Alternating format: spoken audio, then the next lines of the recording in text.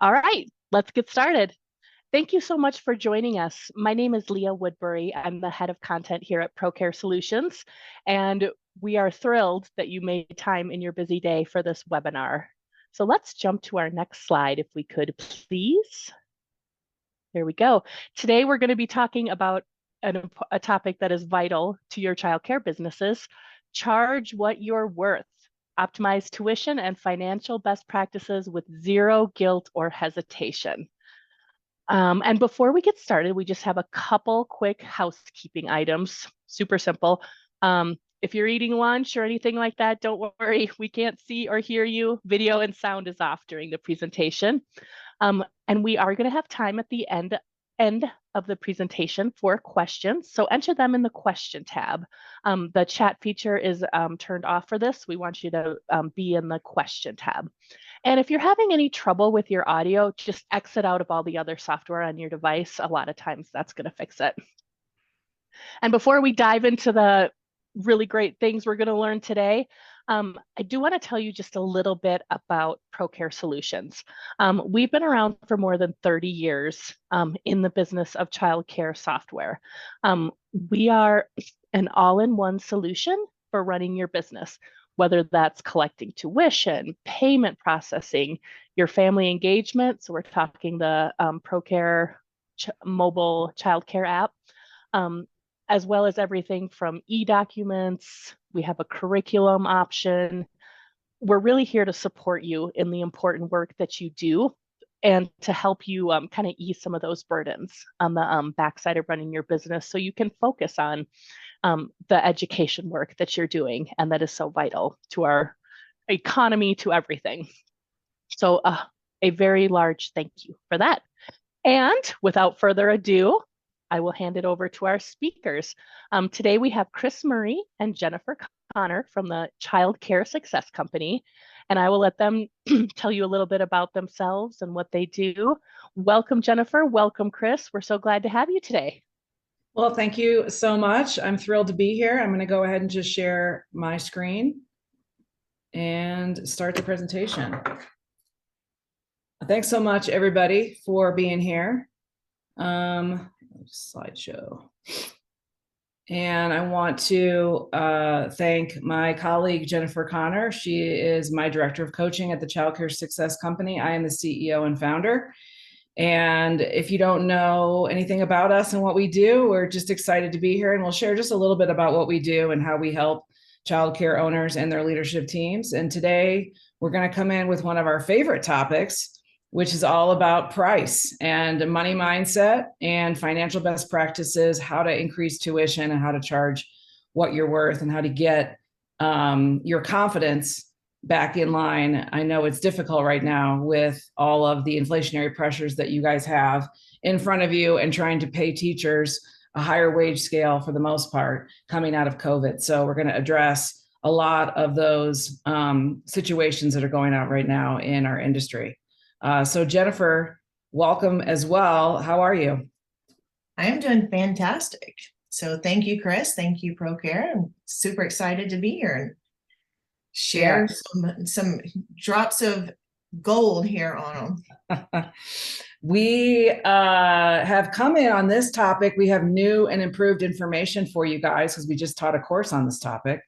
And especially because the dynamic of the world has changed so much. But the last time that we actually taught similar topic to this was 2 years ago here for the ProCare audience. And then prior to that, I think the first webinar that I did in partnership with ProCare was back about a decade ago, 2013, 2014. And even back then, I was teaching folks how to raise price and how to get out of the position of being a commodity. So we're going to talk all about that and what that means in the childcare industry. So you're going to learn about the price value relationship today, which is the foundational thinking and strategy around how you set and then eventually raise your prices and how you also set additional fees. We're going to talk about fees as well. Mindset limiters around price and money. Many of you have them. You are a loving, heart-centered group of leaders and owners, and you feel guilty oftentimes raising prices to your clientele, to parents and families. And it's not an easy game, and trying to serve, but also trying to make money so you can pay your bills at your center. So we're going to talk all about that, raising tuition and fees, all the how, when, and how much, and all that stuff. And I'm going to actually show you a live rate sheet that's being used right now in South Carolina at one of our coaches' schools, Coach Donna. Real world example. You're going to learn a ton just from that one thing today. And I've never taught that before, except for to our academy folks. So you're getting a real peek behind the curtain on how we coach and what we teach. Financial best practices, and then we'll do open Q&A. So really quick, I'm going to just share my story. I met Allison in 2007, and within about a year, we were in the middle of the Great Recession.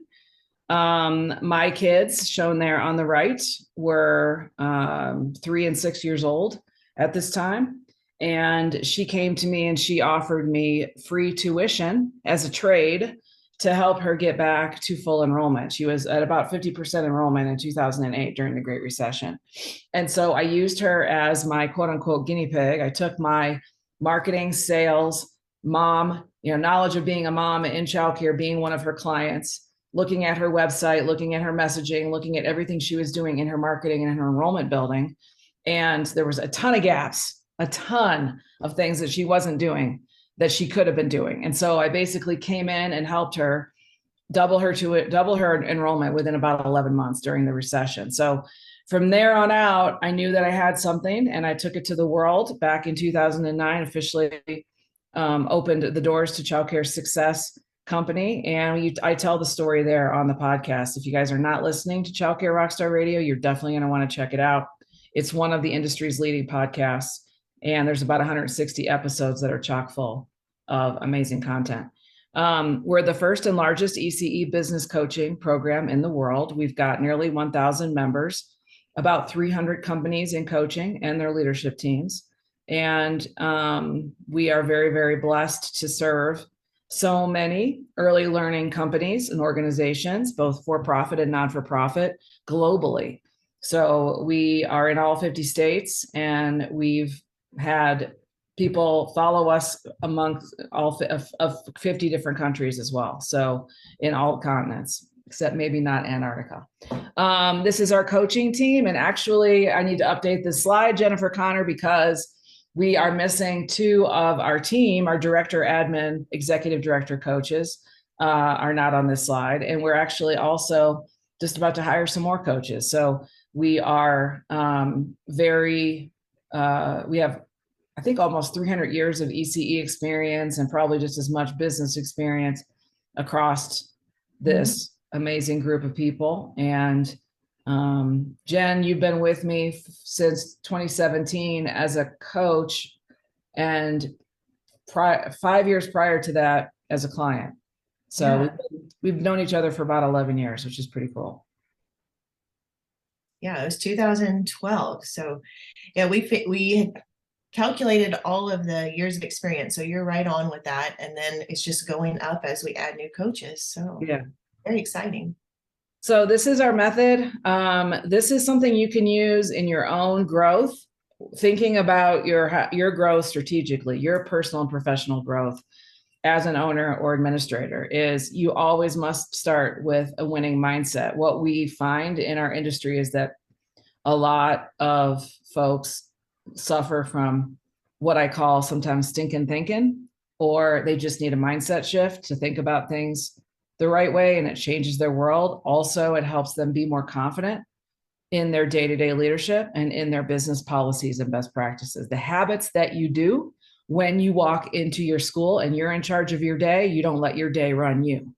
And those types of best practices and things that we teach, habits, mindset, will help you have a different life in this industry, a much more successful life as you get to full enrollment. That's your first priority. Pick up all your money off the table, drive that additional revenue and profit into your culture, into your teams, into your systemization and software and other solutions, and then expansion into more sites, and then you'll exit your business a wealthy owner, a wealthy person. So that's our model, and that's what we teach our coaching clients. We have books on our website at childcaresuccess.com. Please go avail yourself, as well as on amazon.com. You can get all these books. I mentioned the podcast. It is on Spotify, and we are very, very proud of the podcast. And we have a lot of fun over there too. So I have one gal, Beth Davis in Florida. I'll give her a shout out because she is a leader who's done extraordinary things in her school in Miami at Kids for Kids. And she listens to the podcast on her drive from Miami she lives in rural Florida. So every Friday morning that the podcast comes out, every other Friday, she's like the first listener. She's listening to it in her car while she's driving, and she just always picks up new things. And then she sends me a Facebook message, and she's like, here's what I learned this week from this episode. So anyways, that can be you, and you can learn a ton for free from that.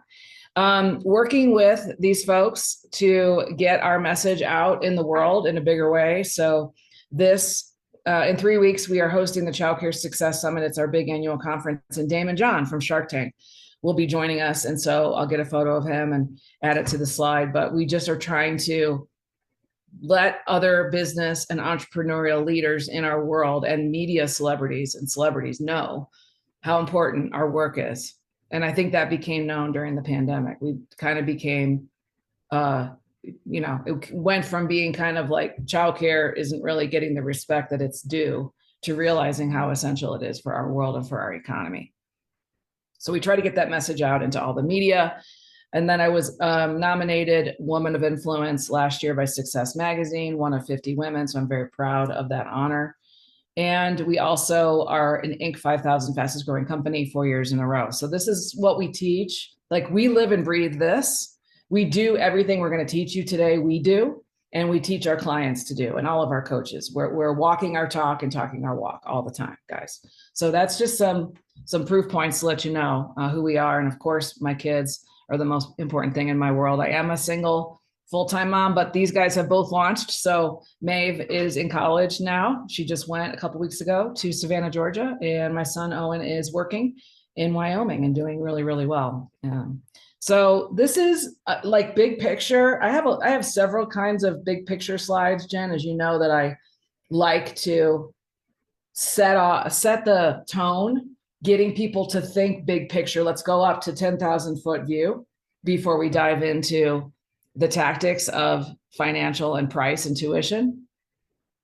And today we're talking about financial and having a financial dashboard, which is kind of, for me, when we're teaching folks at the end, it's a little bit more of an advanced technique. But wherever you are in your financial tracking, and we're going to talk about that today, you need to understand your money, and you need to have a money mindset, and you need to be watching what's going on in your market, understanding the nuances of what your competition is doing and how you are different, better, and you set yourself apart in your marketplace. But in order to do that, you have to understand your market dynamics. And so we start with full enrollment, which is really, really based in market dynamics. And then hiring and onboarding A players, also a huge market dynamic. How are your competitors hiring? How much are they paying? Why are you not able to get applicants? What's keeping you from being successful? So there's a lot in that hiring and onboarding piece, which was a webinar I taught for ProCare this spring. Developing your leadership team, growing leaders, having lead teachers grow into leaders, administrators, and developing that team to take more off of your plate as the owner, developing your process and structure, and then taking some of this cash flow that you should be getting from full enrollment and a better culture from better hiring into your innovation and software so that you're giving customer delight. Are you actually executing on customer delight? Are your customers joyful? The kids and the parents, when they come in, when they leave, when they come in, when they leave. Is that a joyful process? Or are they thinking that they're going to leave, go out the back door and enroll somewhere else? And then financial dashboard. So those are really the pieces. And I don't know, Jen, if you want to speak to anything there, but I want people just to, and you could take a screen cap of this slide, it might help you. but making sure you keep your eyeballs on all the core 6 things here. And there's other little things too, but I just wanted to be like, what are the really things at the end of the day at a 10,000 foot view that you guys need to be keeping an eye on? No, I think this is perfect. This is from working with our clients day in, day out. This is kind of the cornerstone pieces of what they're focusing on. And really that financial dashboard, I'm so excited that's what we're digging into, because even, you mentioned the financial course we just did with the new content. We discovered there's a lot of gaps, that are out there, and it's the mindset and thinking around that and putting it into daily practice. So I think that's right now a huge pain point with a lot of childcare owners. Yeah. And closing that gap is going to make huge differences in everyone's business. Yeah, because what we find, Jen, is that a lot of our clients, of which about 85% are female, tend to have a lot of them have that head in the sand mentality. Like, I'm not a numbers person. I don't want to have to look at my money side. I'm just going to look at the bank account. And if everything's okay in my bank account, I'm good. And as long as my state keeps giving me money and I'm getting money from the CARES Relief Act and I'm, got my PPP, but then like not really realizing how much of that you're spending and how much is flowing through your fingertips. And then you have that, oh crap moment. And that's what's been happening from the spring. Yeah. And then particularly right now, guys, you've got to get out of that. You've got to pull your head out of the sand. Don't be an ostrich and really look at your numbers. And if you don't want to look at your financials, get software tools like ProCare to help you do that, and get reports that are run for you, that you are taught how to read these reports, simple reports, or have somebody on your team that's a financial whiz that enjoys it. Do it. You can even hire a part-time fractional CFO. That's what we did. We were like, we need a little extra horsepower in the financial area on our org chart. And so let's just go out and get somebody part-time fractional to come in and help give us a new set of eyes on our financials and help us build that dashboard. So just be open to it, and don't, putting your head in the sand and just trying to hope that it'll go away is not a strategy, guys. So I know you know that, but I'm coming in here lovingly to remind you of that. So before we get into looking at rate sheets and talking specifically about tuition and what you're worth, a lot of charge what you're worth is in that money mindset. And so I have to hit this price value relationship. What determines the price that people are willing to pay, that families are willing to pay? And so price is a function of value or perceived value. It's basically the experience that Disney has created versus Six Flags, if you want to think about it that way. I'm going to have another example for you here. It's a function of commoditization. So when you think about childcare as a commodity, that means when you drive down the street and you see Center A, Center B, Center C, and they're all different brands within a mile of each other, the parent has no way of telling what center is better, different, unique, or more suited to their specific child's needs than price and location. And so if you're depending on price and location, and that's all you have going for you as differentiation and to attract with your message, how you're special, how you're different, how you make a difference for children, how you actually make transformations for children, talking about child transformations, talking about teacher longevity. I'm going to give you a bunch of examples for how to add more value into your program right now. But you got to get out of that commoditization thinking. Okay. So that's what we do in coaching. This is one of the first things I came to the industry with 11 years ago was we got to get out of this thinking of that we're the same as Center B down the street, except for this location and our price. Like, oh, they'll come choose us because we're $10 cheaper. So I want to get you out of that.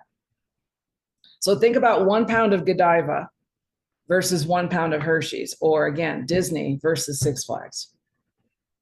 So what is the difference? It's all chocolate, right? Now you could argue, well, Godiva's ingredients and the taste, and well, all of those things are part of the value platform that they've created. They've done a whole marketing strategy and pricing strategy and differentiation, what I call their value platform. And they're charging almost 10x, 10 times more than Hershey's for essentially the same thing. It's chocolate. So how do they do that?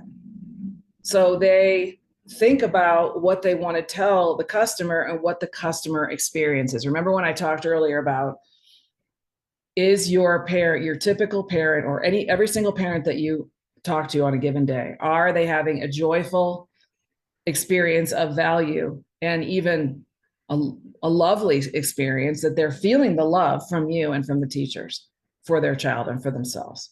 Is that happening on a day-to-day basis? And it has to be consistently happening in your operations every single day. So when you, back to commoditization, when you don't work on your value platform and you just depend on price and location, you have now commoditized yourself. And now you're just very, very dependent on what the rates are that they're charging, and you're stuck. And so you've got to dive back into getting and developing concrete, compelling points of difference that give, when parents come into your school, guys, and they take a tour or they talk to somebody on the phone and they have a wow reaction, or a ooh, or a oh, how charming, or oh, look how cute, or wow, your staff is so professional. Those are the kinds of reactions that you must be getting. Backed by what we call social proof, reviews and testimonials, parent reviews, parent testimonials worth their weight in gold. So this is your reminder to go back and look at your parent reviews. Always got to be looking at them and trying to develop them and grow them. And then your personal story, your brand, your why. Why did I create this business? What's the origin story of the owners? Here's pictures of them 15 years ago when they were young and they wanted to create this beautiful business. And here they are today with their family of 5, and they're all in their cute white shirts and jeans or whatever. Is tell that story through photos and by having a story on the walls of your school. So those are all things that you can develop. And we teach this throughout our coaching. Like, this is really pivotal. This is like very, very foundational to how to have a successful childcare business. And when Jen met me in 2012, my very first Success Summit with 100 people in the audience, of which you were one, Jen, this was one of the things that I just was hammering home back then. And this is a list of features and benefits, guys, that you can pull from. You could screen cap this too. Outdoor classroom. Some of these things are quite trendy with parents right now. A formal kindergarten readiness program that maps to the elementary school. And some states have testing. So even having test scores as they're coming out of pre-K and into kindergarten and into first grade, and being able to tie that together. If you're more of an academic-based program, a lot of parents are into that. Depends on your market. And that's what it also says, guys, is it has to match your market. If you're in a blue collar market in Northwest Indiana, like our longtime client, Mike Garatoni, he offers second shift care and even overnight care because he's got shift workers that are working in RV manufacturing and other manufacturing plants in Northwest Indiana. So he might not benefit from an outdoor classroom or an academic component. He's going to, so every market is different. And that's the key. I want you to take that away. Jen, when you first saw this, is there anything that you remember like adding into your program to help how did you tighten up your value platform? If you remember. Oddly enough, I heard this and I was learning it, and my brain was still blank because I think back in 2012, we didn't have quite as detailed of a list. And, I went back to my staff and I basically had them brainstorm with me. Like, tell me everything you hear from a parent. Tell me, please, my team members that have worked in other centers, what do we do different? So I went to them, like, what are you hearing? What do you hear out there? Yeah. And I also pulled ideas from phone calls I was getting from parents that were wanting to enroll with me. Okay, well, tell me a little bit about what's going on. And as they would start to explain situations at their current provider and why they were looking to change, I was like, aha, this is a unique benefit. This is something I have. And it's, for example, something so simple, and it's not on this list, but we had individual classrooms with doors. And that sounds so standard, but my main competitor had half walls where teachers, could communicate above the wall, and parents were like, I'm not feeling comfortable because I don't feel like my children are getting the care because the teachers are socializing on the half walls. And I was like, Interesting. this is a unique benefit I would have never known unless I started asking the questions. Yes. Being intentional. And I did put some of these in here. We worked on outdoor classrooms. We worked on Happy Family Guarantee. At the time, the web cameras were new. So it was being able to talk about web cameras in our classrooms. We were the only ones doing those. So it doesn't even have to be this list or something that you think has to be so, just out of the box, crazy new idea no one's ever done. It can be something so simple, and you just don't know what you don't know until you start asking. Right. So I love that, because that's a perfect example of studying your market, knowing your market, understanding the nuances of your best target clientele and what are their real deep desires. What are your competitors doing that is a misfire, is a mismatch that you can capitalize on? And that's just business. That's good business, guys. Another one that's a little bit more fancy, if you're in a high-tech area, let's say San Francisco or Bay Area or other just urban centers where maybe the moms and dads are a little bit more tech savvy. I think in general, they are much more tech savvy than they were 10 years ago, of course. But with ProCare, having the biometric check-in, like that's one that you're being able to tell parents and show them this amazing whiz-bang use of technology, and it helps state-of-the-art security. So parents are very concerned. You can see state-of-the-art security is on there underneath Zono. They're very concerned. They love the making sure that their child is going to be safe and that they have really, really good security practices. And knowing that they have biometric check-in or other security features that safeguard against parents just following each other in and keeping the place secure will also play to your benefit in certain markets, maybe not everyone, but I know for me, that was a big deal for me when my kids were little. So pull from that list. This is an example I used around ratio for my first client. I showed you Allison's picture earlier. Her ratios were much lower than her competitors and the state of Ohio as well, and she wasn't marketing it at all. And that was the first thing that I made a little infographic for her and put it on her website and said, we have to market this, because if you're basically doing 3-to-1 infants and your competitors are doing 5-to-1 or 12-to-2, that's a huge level of individualized attention and more, just a better level, a higher level of quality, a higher level of care than the state requires. And so you got to market that. So if that's you, you should take that and be marketing it. This is another one. I'm going to just skip through this because you guys are getting the picture, hopefully, but taking this message and then putting it into your phone script and putting it into your tour process, your tour script. And so that's what we teach all day long in the academy. So what are some mindset limiters? We've kind of already covered some of these things, guys. I think I've demonstrated to you about the Godiva versus Hershey's example that, we like to think we have a real societal trend in our world, and always and have since I was little, and even before that, especially like even during the Depression, about the Rockefellers and the Carnegies and how rich people are evil. And if you look at all the TV shows like All in the Family and all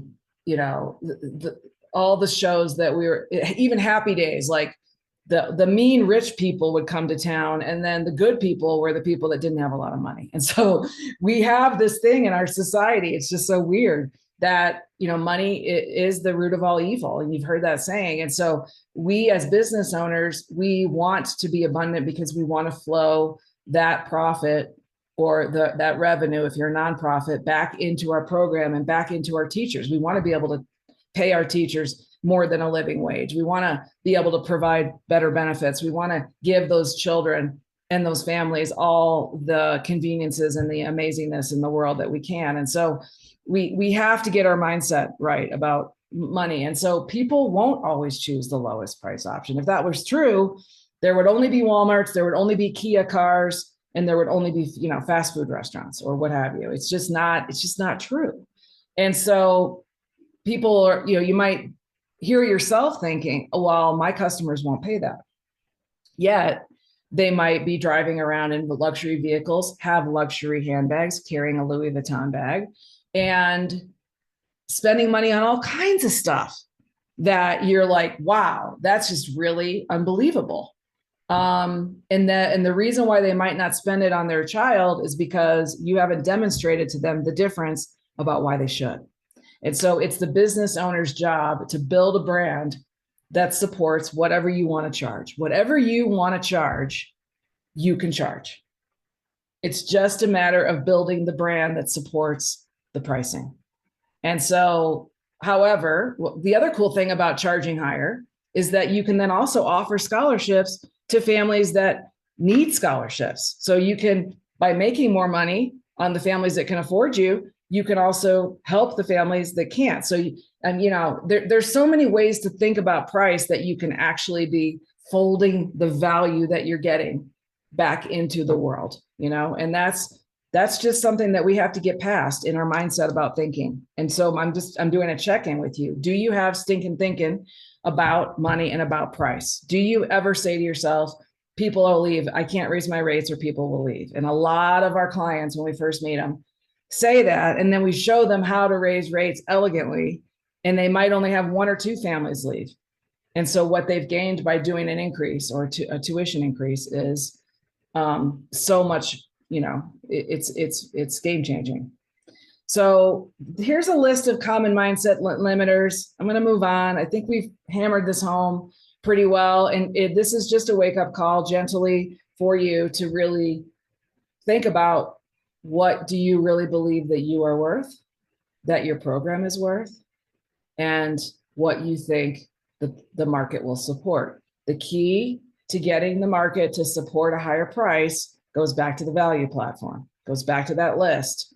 Features, benefits, experience, customer reactions, daily customer joy, teacher training to develop customer joy, child transformations, telling the story of child transformations, all of that, getting them kindergarten ready. That all flows into your pricing. So during the pandemic, we worked so hard. Sometimes I look back at that time, Jen, and I'm just like, wow, did we really live through that? It was like a crazy thing. And you were really in the forefront showing the clients, because you were still actively managing your schools at that point. And you did a video to parents explaining why they were going to be required to still pay 25 to 50% of tuition to keep the lights on, so that we can survive this together as a community of parents and providers. And so even if you're not coming, we're still going to charge you tuition at a reduced rate, because we're going to provide these other things. We're going to do Zoom classes. We're going to send curriculum kits home. We're going to do these other things, and we're going to keep you with us, keep you in our loyalty fence, keep you enrolled with us so we don't lose you. And so we don't have to close our doors. So you have a place to bring your child when we get through this thing. So I don't know if you want to speak to anything there, or we can just keep going. And I think some of that, Kris, it goes back to, and even myself. I mean, I work with the academy. I implemented everything in the academy, but that stinking thinking, it's sneaky. Like it's sneaky. It's sneaky. It's sneaky. So even when you think like, oh, I understand my worth, I have built a value platform now. So in particular, there's COVID and we're closed, and it sneaks in. Like, how on earth can you charge parents? How can you do that? And it's a self-discipline to like, okay, this thought's got to go. Like it's going in the trash, because we are worth it. So this is in response to any kind of price. We are worth it. And we are worth it because of X, Y, and Z. This is the value platform we built. And I think what's typical on the other end of that is we convince ourselves and we feel confident in that, but we're still looking to come to the parent and say, we want to make sure you understand X, Y, and Z, and this is our value platform. So Right. putting that video out, which I don't know about y'all, but I found that parents don't read emails. They don't read notes on the door. They don't read anything. So when I videoed it, it was me. So it was my passion. It was no misconceived tone of voice. It was exactly like, this is what we're doing and why. And so I gave them that why. And we were able to retain all of our parents and all of our staff. We did very well during COVID, but if we'd have kind of put our head in the sand and said like, oh no, we have no money. What are we going to do? We can't charge people. They don't have money. You know what they did? They still had money. They were working remote. Yep. And they weren't spending money on anything else. They were home doing puzzles. So I think I loved your video that you did. You were definitely a leader and a forefront and definitely like a beacon of light to our clients during that time, because so many people would call me, and like even my mom, she'd be like, oh my God, your business is going to close. What's going to happen? I'm like, Mom, take a breath, check in with your mindset. It's going to be fine. We're going to get everybody through this. And I don't think we lost, I don't think any one of our clients in the academy closed their doors versus 20% of the industry closed their doors. So very, very proud of that. And Jen, you were a huge help. You were like, a guiding light in that. So the real truth, and this is what I believe, and I actually got this in conjunction with working with Vernon Mason, who's speaking, one of our keynote speakers at the summit here in 3 weeks in Orlando. Vernon Mason is a beloved childcare leader, sold his schools. Now he's with the Nest. He's building schools again. And he's an amazing speaker. And many of you guys have had him at your schools doing talk. And he said, running and owning a childcare business is a high risk, high regulation business. It's hard. It's freaking hard. And it's difficult to run it well and operate it well and deal with parents every day and try to have, no call outs and dealing with staff, dealing with turnover, dealing with licensing. It's one of the most difficult businesses, I believe, to run. And you deserve to make a nice income from all your hard work, both as a director, if you're a director on this call, or an owner. And so, we work with people to try to pay their people well and make more money so they can pay their people well, because this is hard work. So it ain't charity. That's my big message to you today. So if you're in a charity mindset, got to get out of that. All right, so let's dive in, and I want to dig into the meat of today's webinar. So let's talk about tuition increases. So here's what we believe and how we coach and show our clients what we believe the roadmap should be for tuition increases. So highly believe, got to be doing it at least once a year. And if most of the people who are on this webinar, I'm sure, are doing tuition increases at least once a year. And having just an annual flow with it is a great best practice just to get into, so that every August, for example, or every September or every March, you just do an increase. And that's just cost of business, and that's what you do. Most are doing twice a year. Most of our clients in the academy are doing twice a year increases to keep up with inflation. Right now, it's been crazy. The cost of groceries, I can't even believe. The cost of energy, and of course, the cost of labor, which are three of the biggest drivers of cost to your program. So give parents 1 to 2 months notice in advance. As Jen mentioned, they don't read anything. So in terms of how to notify them, I'm going to talk about that next. How to communicate the increase to parents is on the next slide. Don't do it during the holiday season. Don't recommend doing January 1st. So stay away from that November, December, January timeframe is my recommendation, because they're already in sticker shock from their Christmas hangover of their spending. And how much really depends on your situation. At a minimum, we recommend a cost of living increase every year. And you can soften the blow by either grandfathering your current clients in or applying the new rate when the child transitions to the next room. That's a little harder to manage in your systems and in your spreadsheets and such, in your tuition collection system, but it's, doable. We have clients doing that all the time. But I think right now parents are more open to cost increases because everything is increasing. So I think right now, because we are in an inflationary time, it is a little bit more easy to swallow for parents, which is why in general, our clients are doing it at least once, if not twice a year. So like if you haven't done a price increase in 5 years, then we work with you to increase probably 15 or 20%. And I'm getting a battery notification, even though my computer's plugged in.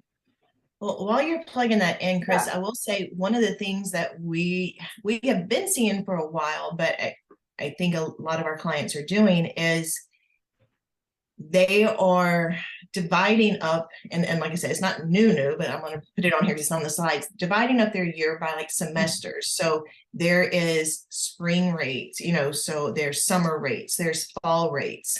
So having those come in, and if they enroll, or school year rate. So if I'm going to enroll for school year, then my price increase goes up in September 1st.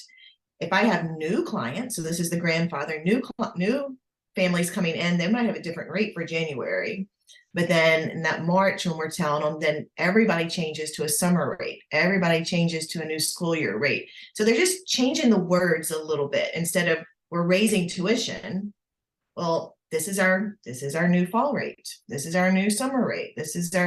And it's coming out. I mean, logistically, exactly the same thing. It's just coming across and from a mindset of a different mentality. And so families aren't hearing, oh, you're going up on your price. Oh, well, it's just your fall price. And this is just your summer price.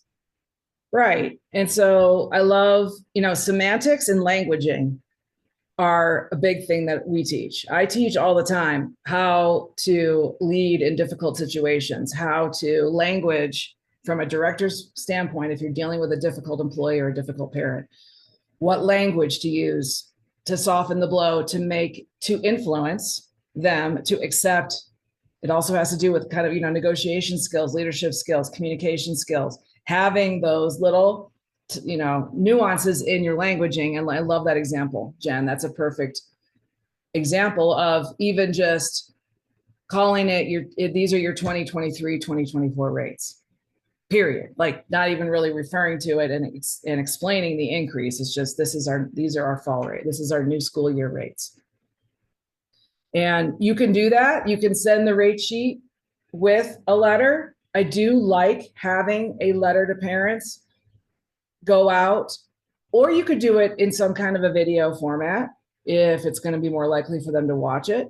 The thing that you want to do with your communication to parents is you want to reinforce your value. We actually just did this yesterday with our clients. Like I said, we walk our talk. We reinforced all the value, all the trips, all the experiences, all the new benefits, all the teacher training, all the stuff that we have that's coming up that's new, because we want to continue building our value platform. That's what you're doing with this. So you're communicating the rate change with a letter to parents. You want to thank them for being in your community, being, doing business with you, being a client, being part of your community. That's a really good word to use. You can do the specifics of the increase amount and the effective date, or you could just be a little bit more, soft with these are our new rates. We are publishing our new rates. And this is, and so you can, I also really, really believe in giving them you're remarketing your school by telling them what you've been doing lately. So what's new and what we've been up to is we've been adding new components of benefits and features that will add more value to families. And this is specifically what we're doing. What we did over the last 6 to 9 months, as you may remember, is we did this, and this bullet point. And what we're doing in the future to continue improving what's happening at our school is we're doing this, and how the new tuition schedule will be utilized it will be benefiting. We're going to add a new teacher benefit. We're adding,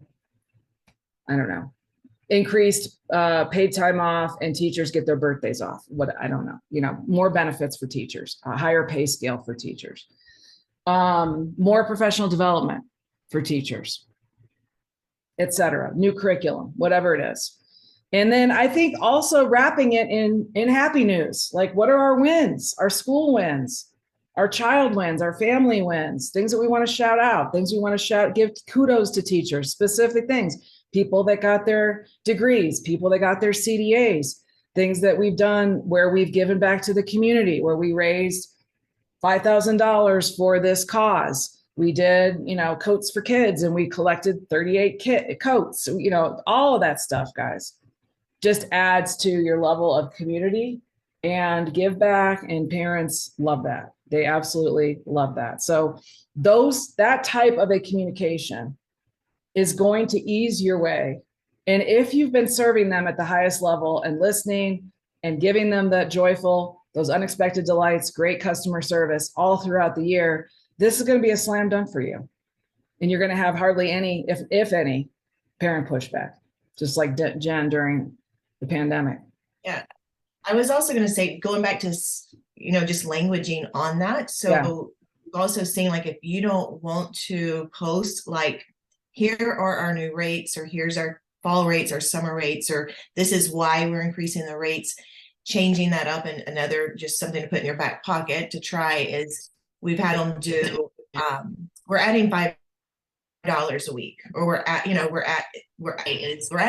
a week. We're installing new cameras. We're adding $5 a week. You're going to have now yoga and art class. So that way, sometimes your parents are on like way different price points. So because you grandfathered them in, and all your parents are somewhere different, and you don't want to make like everybody the same, just saying it like, this is a charge for like a direct charge for the direct benefit we're adding. And so a lot of our clients have luck with that, because then they immediately see like, oh yeah, like I spend more than $5 on a cup of coffee. I mean, come on. Exactly. And another great strategy is to do just that. And you divide the increase by 30 days.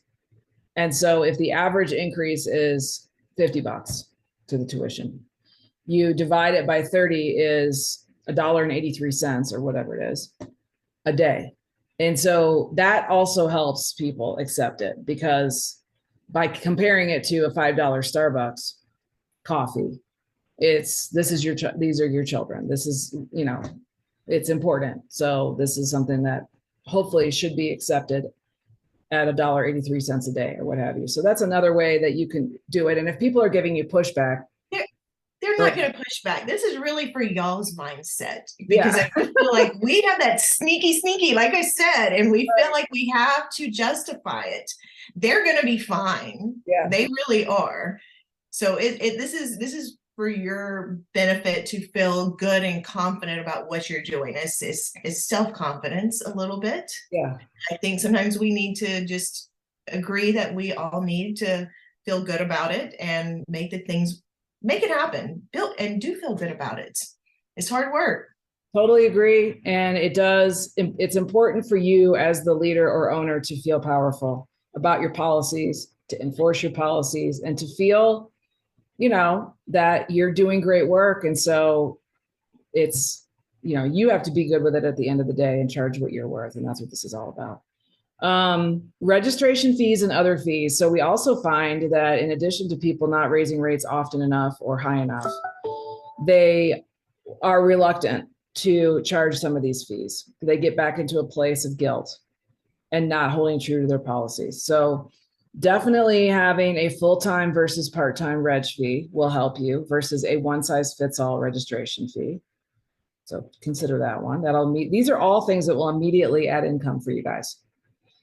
Having a registration fee per child, not per family.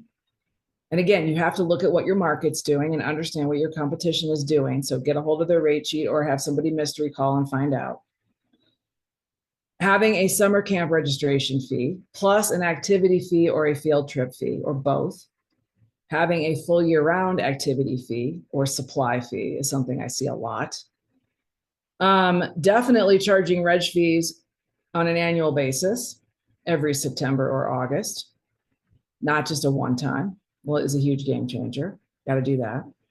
And then many of our folks are charging a priority waitlist fee that's non-refundable. And that's for only for families that they know that it's a super fit. It's a 10 out of 10 fit with what we offer versus what they want.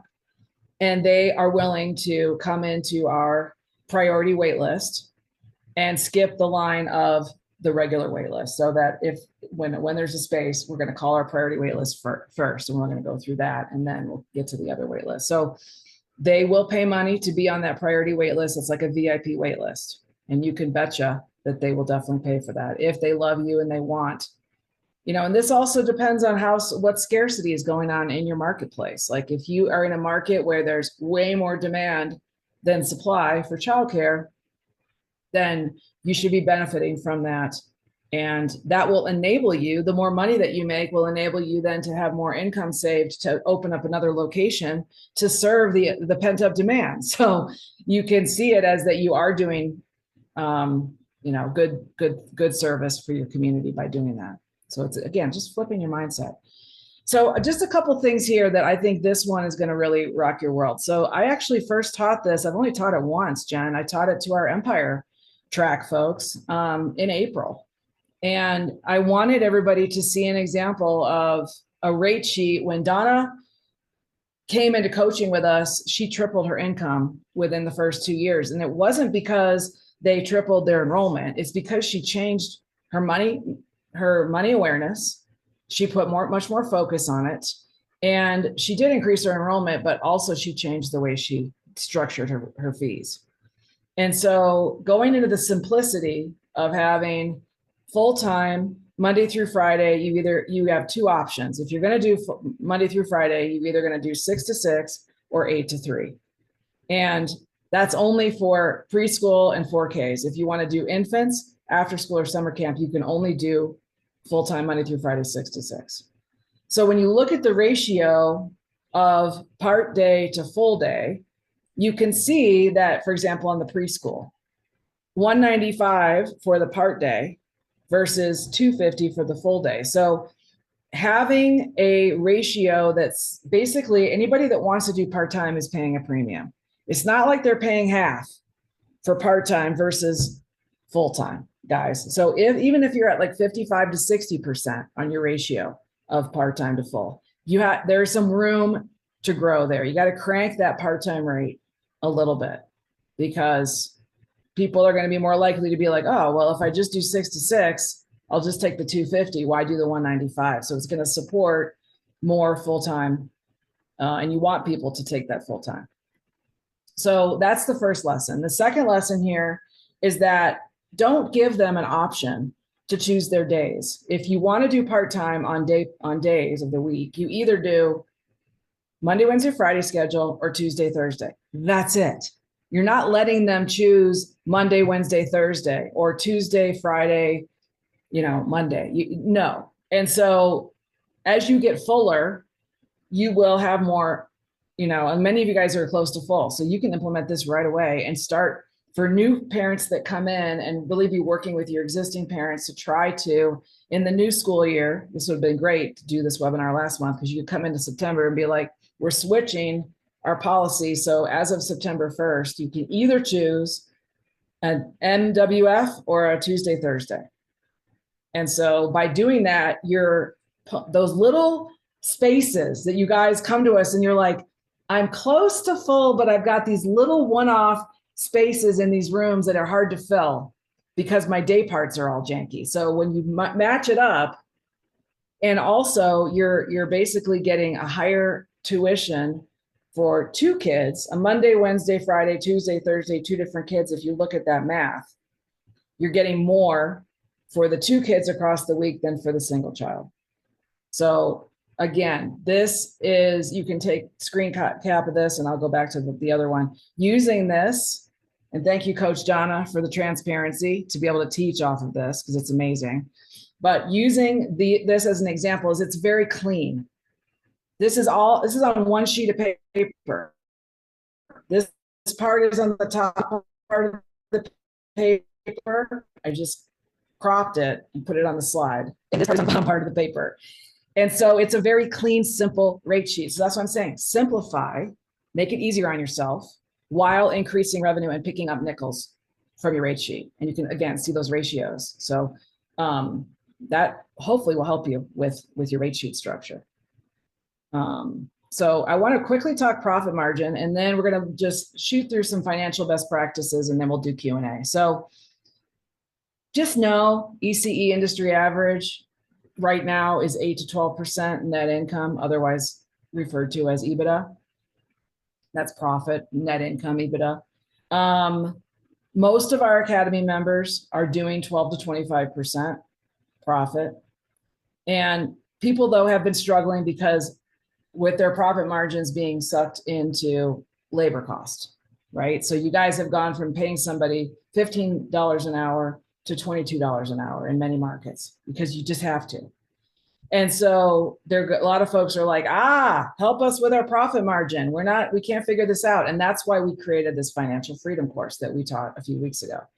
So I want to just remind you that the number one profit strategy is to match up those kids, the Monday, Wednesday, Friday, Tuesday, Thursdays, and max out your enrollment so that every single slot on every single day in every single classroom is full. And sometimes people are even over enrolling, because most families, 90% of your kids will come, but 10% on any given week will either be sick or not come or be on a vacation day with grandma, right? So even slightly over enrolling is a strategy that we recommend. And so if you're sitting at 82, 85, or 90% full, this message is for you. 10 kids, those last 10 kids are almost pure profit. So the best way to get your profit margin back up and get out of the red and into the black is you've got to enroll those last 10 kids, those last little slots. You got to match them up and enroll them. And when you do that, you will be like, oh my gosh, the economy of my financial statement completely changed. And I've seen it happen time and time and time again. So I just had to mention that, guys, because I want your eyes to be on your profit margin. I want you to be looking at your financial statements, so into financial best practices, and know where you're at. When I ask you, like, where are you at with your profit? Where are you at with your enrollment? What slots do you have to fill? How many teachers do you need to hire? These are the things you have to constantly be looking at in your dashboard and be working on the business. And then it will get profitable again. So Jen, I don't know if you want to speak to any of these. We did just teach our financial freedom course. We are going to give folks who are here a chance to dive into that training. I'll talk about that in a minute.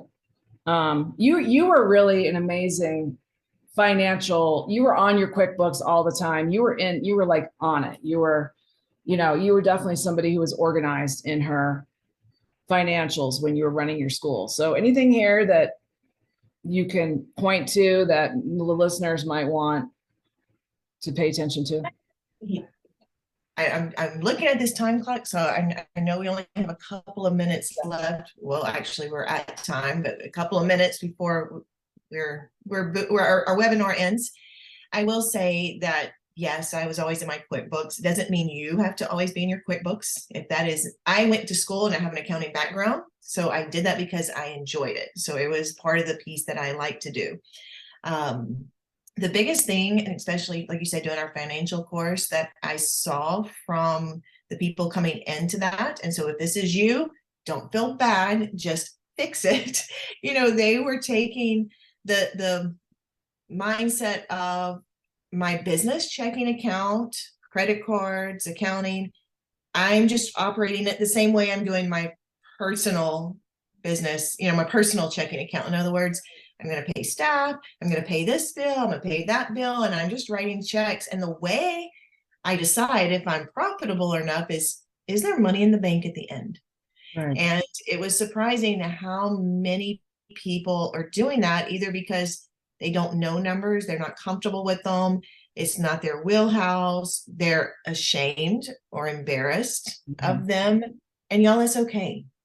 It's okay. You don't have to be good at it. Find someone who is. Yeah. It's the number one thing that is going to hurt you when done wrong, because if you are not focusing on those benchmarks, and really being able to analyze your numbers, you can't make smart decisions for your business. You can't really decide, can I keep this much admin staff? Can I build a new playground? What do I add for my value platform? What do I increase my tuition from?